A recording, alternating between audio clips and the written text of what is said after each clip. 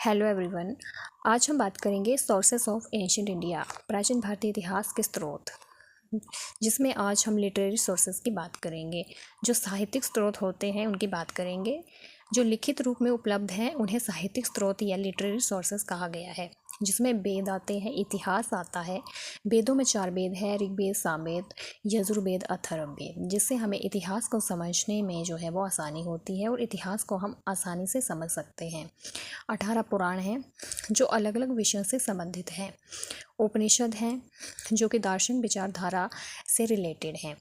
कहानियों का संग्रह, जो कुछ प्राचीन कहानियां हैं उनका संग्रह जो है वो प्राचीन भारतीय इतिहास को जानने में मदद करता है। ऐतिहासिक लेख, कुछ ऐतिहासिक लेख हैं जो अलग अलग भाषाओं में लिखे गए हैं, जैसे कि संस्कृत, प्राकृत, पाली, अन्य भाषाओं में जो है वो बहुत से लेख लिखे गए हैं जो कि इतिहास को समझने में मदद करते हैं। कुछ ब्राह्मण ग्रंथ हैं, महाकाव्य है जैसे रामायण और महाभारत, जिसमें हमें उस समय की सोसाइटी, राजनीति, इकोनॉमी, इन सबको समझने में मदद मिलती है।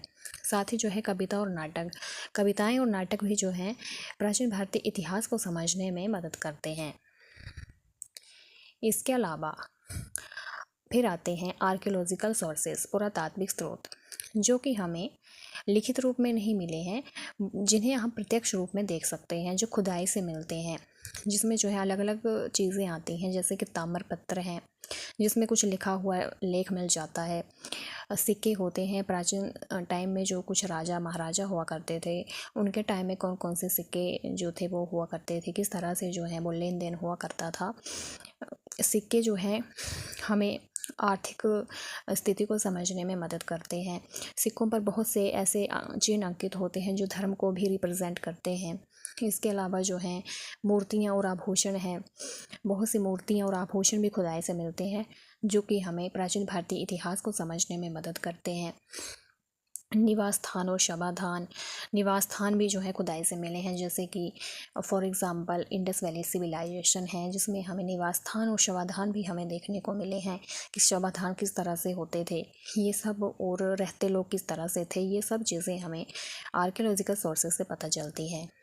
उपकरण और हथियार, बहुत से उपकरण मिले हुए हैं, हथियार मिले हुए हैं, ही लोग किन किन हथियारों का जो है वो उपयोग करते थे और उपकरण जो है वो कौन कौन से उपयोग में लाते थे, ये सब चीज़ें हमें आर्कियोलॉजिकल सोर्सेज में पता चलती हैं। मृत भांड और खिलौने, बर्तन जो होते थे वो मिट्टी के जो बर्तन होते थे और खिलौने होते थे वो भी खुदाई से मिले हुए हैं, उनसे भी हमें जो है इतिहास को समझने में मदद मिलती है। स्मारक हैं, प्राचीन स्मारक हैं, एंशियंट बिल्डिंग्स होती हैं, मंदिर होते हैं, महल होते हैं प्राचीन, वो भी जो है आर्कियोलॉजिकल सोर्सेज में ही आते हैं। शिलालेख होते हैं जिस पर कुछ लिखा हुआ होता है, पत्थर की शिलाएं होती हैं, दीवारें होती हैं जिस पर कुछ लिखा हुआ होता है प्राचीन भाषा में, या किसी राजा के आदेश जो हैं वो लिखे हुए होते हैं। तो ये सब जो चीज़ें होती हैं वो आर्कियोलॉजिकल सोर्सेज में आती हैं। आई होप आपको यहाँ तक समझ आ गया होगा। अब हम बात करेंगे कलात्मक स्रोतों की, जिसमें हमें कला देखने को मिलती है, जैसे चित्रकला है। चित्रकला में अलग अलग चित्रकारी देखने को मिलती है, जैसे कि प्राचीन टाइम में जो आदि मानव हुआ करते थे वो गुफाओं में रहते थे, तो वो गुफाओं में बहुत सी चित्रकारी करते थे, अपने दैनिक जीवन को जो है दर्शाने की कोशिश करते थे, रोज़मर्रा की ज़िंदगी को दर्शाते थे, जिससे हमें पता चलता है कि आदि मानव किस तरह से रहता था, और चित्रकारी के माध्यम से हम इतिहास को समझने की कोशिश करते हैं। अलग अलग रंगों का प्रयोग करते थे, वो प्राकृतिक रंगों का प्रयोग करते थे। उस टाइम में आजकल के दौर के रंग नहीं होते थे, पहले प्राकृतिक रंग होते थे, पत्तों फूलों से बनाए जाते थे। इसके अलावा पट्टिकाएँ जो होती थी वो हैं, उसमें चित्रकारी जो है देखने को मिली है। मूर्ति कला है, बहुत सी मूर्तियाँ बनाई जाती थी, किस तरह से बनाई जाती थी, किन किन की होती थी, वो भी कला में ही आते हैं। इसके अलावा जो है विदेशी विवरण है, विदेशी यात्रियों के विवरण हैं। बहुत से ऐसे यात्री थे जो भारत में आए, उन्होंने जो है यहाँ पर रह कर के जो कुछ भी अपनी आँखों से देखा, उन्होंने अपनी ऐतिहासिक कृतियों में या रचनाओं में जो है उनको वर्णित किया।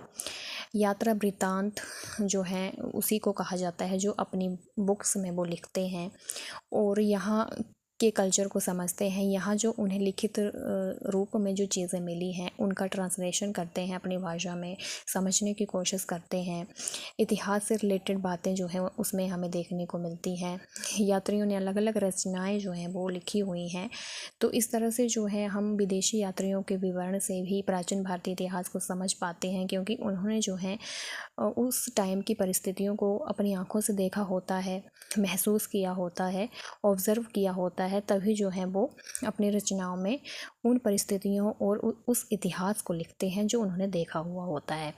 तो उसको जो है अगर हम इतिहास को समझने के लिए यूज़ करते हैं तो वो हमारे लिए काफ़ी ज़्यादा बेनिफिशियल होता है। इसके अलावा मौखिक स्रोत हैं, जैसे वंशावलियाँ हैं। वंशावलियों में जैसे राजा महाराजा हुआ करते थे, उनके टाइम पीरियड की बात करें तो उनकी जो वंशावलियाँ हैं वो किस तरह से जो हैं वो थी, या कौन कौन से राजा महाराजा हुए हैं, आगे कुछ उनके वंशज भी होते हैं, तो उनसे भी हमें जो है जानकारी मिल जाती है कि ये जो डायनेस्टी है वो कितनी प्राचीन है। कुछ ऐसी डायनेस्टीज हैं जिनके वंशज आज भी हमें देखने को मिलते हैं, तो हम वहाँ से भी जो है इतिहास को समझ पाते हैं कि ये जो वंश है या ये राजवंश है ये कितना पुराना है, इन्होंने क्या क्या अपने समय में क्या क्या सुधार किए, किन किन चीज़ों में अपना योगदान दिया, तो ये सब हमें यहाँ से पता चलता है।